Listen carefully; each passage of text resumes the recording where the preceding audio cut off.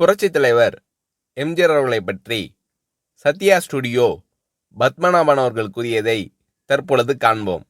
சொல்லுதல் யாருக்கும் எளிய, அறியவாம் சொல்லிய வண்ணம் செயல் என்றார் வள்ளுவ பெருந்தகை. அந்த பொய்யாமொழிக்கு ஏற்ப சமதர்மம், பொதுவுடைமை ஆகிய லட்சியங்களை மேடையிலே பேசுவது எளிது.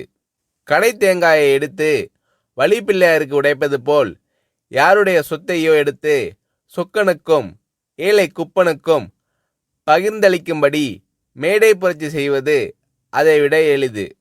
ஆனால் தன்னுடைய நெற்றி வேர்வை நிலத்தில் விழ அயராது உழைத்த உழைப்பால் உருவான ஒரு நிறுவனத்தின் நிர்வாகத்தை அதன் தொழிலாளர்களுக்கே சமமாக பிரித்தளிப்பது என்பது எல்லோருக்கும் உரியதன்று. அது எங்கள் வாழ்க்கை பாதையின் ஒளிவிளக்காம் புரட்சித் தலைவரை போன்ற பொன்மனச் செம்மல்களுக்கே உரிய ஒன்று. ஈத்துவக்கும் இன்பம் அறிந்த பெருந்தகையிடம் சேரும் செல்வத்தை ஊருணி நீர் நிறைந்ததற்கும் ஊர் நடுவே பழமரம் பழுத்ததற்கும் தமிழ்மறை ஒப்பிடுகிறது. அந்த முப்பாலுக்கு ஏற்ப எங்கள் இதே தெய்வம் பெற்ற லட்சங்கள் எல்லாம் ஏழை எளியோரின் ஏழ்மையை தீர்க்கும் லட்சியத்திற்காகவே பயன்படுத்தப்பட்டன. திரையுலகிலேயே வற்றாத வழங்கும் காமதேனுங்களாக கருதப்படுபவை திரையரங்கங்கள்தாம். ஒருமுறை சென்னை நகரின் முக்கிய திரையரங்கம் ஒன்று விலைக்கு வருவதாக இந்த ஏழை பங்காளரிடம் தெரிவிக்கப்பட்ட போது அவர் கேட்ட முதல் கேள்வி, இந்த தியேட்டரை வாங்கினால் அதில் எத்தனை பேருக்கு வேலை கொடுக்க முடியும் என்பதுதான். பொதுவாக ஒரு நிறுவனத்தை வாங்கும்போது லாபம் வரும் என்றுதான் எல்லோரும் கேட்பார்கள். ஆனால் பள்ளியுரோம்பும் பண்படைத்த இந்த பாரி வள்ளலோ அதனால் தனக்கு என்ன பலன் என்று கேட்காமல் பயனடைவோர் பட்டியல் எவ்வளவு என்று கேட்டார். நட்டத்தில் நடைபெறும் ஒன்று என்று தெரிந்திருந்தும் பலருக்கு வேலைவாய்ப்பு அளிக்கக்கூடிய ஒன்று என்ற ஒரே காரணத்தால் தான் மகாலட்சுமிகளான மவுண்ட் ரோடு தியேட்டர்களை எல்லாம் விட்டுவிட்டு சத்யா படப்பிடிப்பு நிலையத்தை அவர் வாங்கினார். அவரது உடல் மட்டுமல்லாது அவரது உள்ளமும் இவ்வாறு சொக்க தங்கமாக இருந்ததால்தான் இன்று இந்த வையகமே அவரது புகழை பாடி நிற்கிறது. முத்தமிழ் மண்டலம் மட்டுமல்லாது இந்தியாவே இன்று அந்த நம்பிக்கை நட்சத்திரத்தின் விழியசைவிற்கு காத்திருக்கிறது. இந்த ஈகை குணமும் கொடைத்தன்மையும் இன்று நேற்று வந்ததல்ல. சிலருக்கு தேர்தல் தேதி அறிவிக்கப்பட்டவுடனே நினைவுக்கு வருகின்ற கண் சிகிச்சை முகாம் போன்ற கண்கட்டி வித்தை அல்ல அது. இரத்தத்தின் இரத்தமான என் உடன்பிறப்பை என்று அவர் அழைப்பது அவரது உதட்டில் இருந்து வரும் சொல்லல்ல, அது அந்த வள்ளலின் இதயத்திலிருந்து வரும் இதய கீதம். ஒருமுறை விலை மதிக்க முடியாததும் எளிதில் கிடைக்க இயலாததுமான கேமரா ஒன்றை தொழிலாளி ஒருவர் கைத்தவறி கீழே போட்டு பழுதாக்கிவிட்டார். செய்வதறியாது திகைத்து போன நாங்கள் என்ன சொல்வாரோ என்ற அச்சத்துடன் ஒப்பனை அறையில் இருந்த புரட்சித் தலைவரிடம் தயங்கி விவரத்தை சொன்னோம்.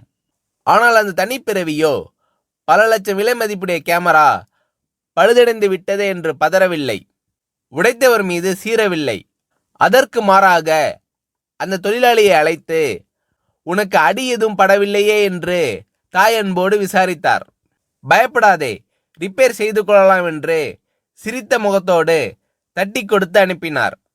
பிறகு எங்களை நோக்கி, மதுரைக்கு வயதாகிவிட்டதல்லவா, அவரை கனமான கேமராவை தூக்க சொல்லலாமா, இனி யாராவது ஒரு இளைஞனை அவருக்கு உதவியாளராக அமர்த்துங்கள் என்றார். அச்சத்தோடு அந்த அறைக்குள் நுழைந்த நாங்கள் அச்சடித்த பதுமைகளாக அதிசயத்து நின்றோம். இப்படிப்பட்ட இதய கீதங்களை 27 ஆண்டுகளுக்கு மேலாக அருகில் இருந்து சுவைக்கும் பெரும்பேறு பெற்ற சிலரில் நானும் ஒருவன். ஈரோட்டு வெண்தாடி வேந்தரின் வீட்டில் கட்டி தயிர் உண்டு வளர்ந்த செல்ல பிள்ளையான நான் அவருடைய அரசியல் வாரிசான பேரறிஞர் அண்ணாவினால் பத்மநாபா என்று அழுத்தமாக அழைக்கப்பட்டு கரிமுட்டை லாரியில் உடன் சென்றும் உடை துவைத்தும் பணிவிடை செய்த தொண்டன். இன்று அந்த இங்கர்சாலின் இதே கனியான புரட்சி தலைவரின் ராஜசபையில் நானும் ஒரு அங்கம் என்று எண்ணும்போது என் தோள்கள் அந்த தேவனின் புகழை எண்ணி எண்ணி பூரிக்கின்றன. இதழ்கள் என் தலைவனின் புகழ் பாடி பாடி துடிக்கின்றன. இமைகள் அந்த சான்றோனின் தரிசனம் கண்டு கண்டு கழிக்கின்றன. ஏனெனில் என் தலைவனின் அத்தாணி மண்டபத்திலே நித்தில குவியல்களுக்கு மதிப்பில்லை. என்றும் நிலைத்து நிற்கும் நீதிக்குதான் மதிப்பு. ஊரை அடித்து உலையில் போடும் உளுத்தர்களுக்கு அங்கு இடமில்லை. ஆனால் உண்மை உழைப்பிற்கு அந்த ராஜசபையிலேயே என்றும் ஏற்றம் உண்டு. அந்த தேவ சபையிலேயே ஓடுபோரும் உயர்போரும் ஒப்பர்தான். உற்றாரும் ஒன்றுதான், ஊர்கோடி உலகப்பனும் ஒன்றுதான். அவ்வளவு தூரம் ஏன்? காரி உமிழும் கடைமகனையும் தன் மகன் போல் மடியேந்தி உயிர் காக்கும் உத்தமர் அவர். இன்னா செய்தார்க்கும் இனிய செய்வதே அவர் இயல்பு. கொல்ல வந்த கொடியோரையும் அன்பொழுக அண்ணன் என்று அழைப்பதே அந்த அண்ணலின் சால்பு. அவரை எதிர்த்தோர் என்றுமே வாழ்ந்ததில்லை. அது அவருடைய ராசி. குடைநிழலிலிருந்து குஞ்சரம் ஊர்வராக இருந்தாலும் அவரது கடைவிழி சிவந்தாலே கரியாகி போவார். இது வரலாறு. ஆனால் ஆண்டவனை நம்பினோர் மட்டுமல்ல, இந்த ஆண்ட கையை நம்பினோரும் கைவிடப்பட்டதில்லை. அதற்கு அந்த ஆலமரத்தின் நிழலில் இளைப்பாரி கொண்டிருக்கும் நாங்களே இரத்த சாட்சிகள். சிகாகோ நகரத்து வீதிகளை சிவப்பாக்கிய மேதின வீரர்கள் கூட குறிப்பிட்ட நேர உழைப்பு, அந்த உழைப்பிற்கு ஏற்ற ஊதியம் என்றுதான் ஆர்ப்பாட்ட போர்ப்பாட்டு பாடி சென்றார்கள்.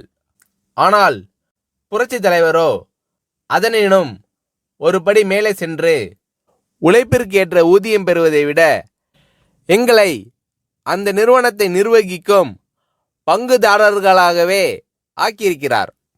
இன்று சத்யா ஸ்டுடியோவை நிர்வகிக்கும் ஒர்க்கர் கம்பைன்ஸில் நாங்கள் எல்லாம் ஊழியர்கள் அல்ல, பங்குதாரர்கள். அதிலும் எப்படிப்பட்ட பங்குதாரர்கள்? பொது மேலாளர் முதல் துப்புரவு தொழிலாளி வரை எல்லோரும் ஓர் நிலைதான். உயர்வு தாழ்வு அற்ற சம பங்குதாரர்கள்தான். இந்திய துணைக்கண்டத்திலேயே ஏன் உலகம் முழுவதிலும் தொழிலாளர்களை சம பங்கு நிர்வாகிகளாக இருந்து நடத்தும் ஒரே படப்பிடிப்பு நிறுவனம் சத்யா ஸ்டுடியோ ஒன்றுதான். காரணம், அது ஒரு சாதாரண மனிதருக்கு சொந்தமானதில்லை. அது ஒரு சரித்திர நாயகனுக்கு, புதியன செய்யும் புரட்சி தலைவனுக்கு சொந்தமானது.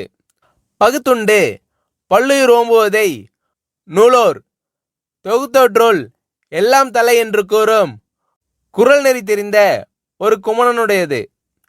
அந்த குமணனுடைய காலடியில் நாங்கள் நிற்பதில் அந்த வள்ளலின் சுடரொளி எங்கள் வாழ்க்கையின் வழிகாட்டி ஆகிறது. நாங்களும் எங்கள் குடும்பத்தினரும் உண்ணும் போதும் உறங்கும் போதும் அந்த ஏந்தலை எங்கள் வாழ்க்கை பாதையின் ஒளிவிளக்காம் புரட்சி தலைவர் நீடூழி வாழ்க என்று நித்தம் நித்தம் வாழ்த்தி வணங்கி கொண்டிருக்கிறோம் என்று புரட்சி தலைவர் எம்ஜிஆர் அவர்களை பற்றி சத்யா ஸ்டுடியோ பத்மநாபன் அவர்கள் கூறுகிறார்.